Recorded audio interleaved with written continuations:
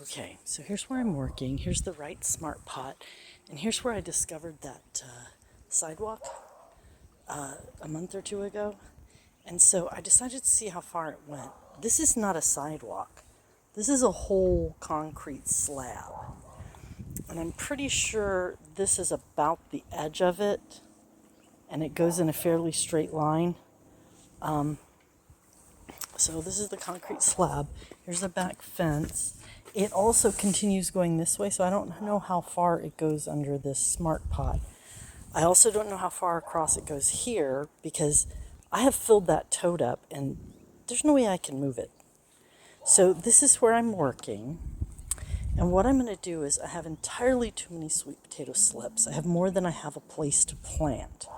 So I thought, well, let me dig this up deep enough to plant sweet potato slips here to see are there too many chemicals in here for them to grow. I figured, it can't hurt to try it because otherwise they're just going to get composted because I don't have a place to put them because apparently they go everywhere.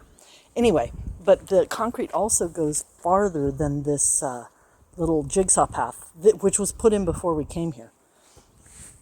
So what I'm doing now is I'm using this shovel. I love this shovel. It's a flat, like a snow shovel. Tony uses it when he goes to do pooper scooper at the parades. Anyway, I'm using it to clear off the cement.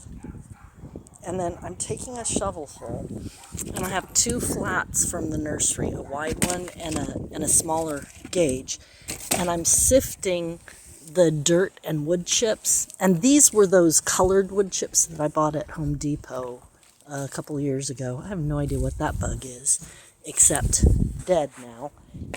Anyway, so I'm sifting them, and you can see it gets pretty fine. It's pretty fine. So I'm going to use that in this container and its partner, and that's where I'm going to plant my sweet potatoes. Now, based on what they say about how far, I think I can get 3 per container. That's what I'm going to go for.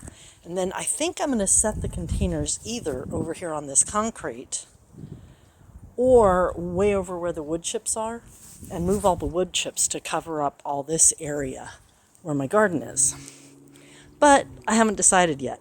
And it's a good thing that I'm almost done with all my food prep because it's just crazy the way that is. So I was going to walk all the way around the garden today, but I'm not sure. I'm thinking about using this falling apart shoe rack. I'll take the hardware out of it and just use them flat and maybe block off where the fence is down here because I've got Bermuda grass coming in. And I don't know if it started here or next door, but now it's gone past the fence. They're eventually going to be, we are eventually going to be replacing this fence. This is the panel that fell down in the last big windstorm, and our neighbors have it tied up there. So, yeah. So that's what I'm doing today, and then by the end of today, when it gets dark out, I'm going to decide.